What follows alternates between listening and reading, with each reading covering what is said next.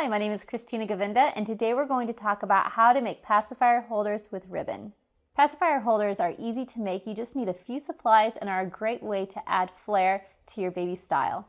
For this project, we're going to use ribbon, a heat source to seal the ends, Velcro, a sewing machine, a pacifier clip or a safety pin, sewing needles, and scissors. First, we're going to cut our ribbon. Approximately 10 inches should be good.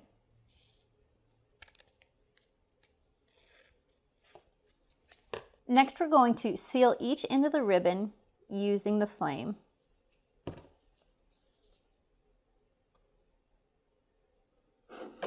Next, I'm going to make 2 loops. The first loop, I'm going to be using Velcro. This will attach onto your pacifier ring. The next loop is just going to be stitched shut. I'm going to use my straight pins. This will help keep your ribbon from slipping. Now I'm going to stitch the ribbon together. Make sure you back stitch. Then when you get to the other end, back stitch again.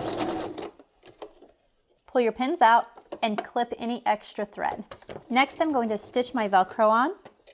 Just going in a square, making sure you back stitch. We're going to do the exact same thing to the other side of Velcro. And lastly, we're going to take our pacifier and attach it on at one end.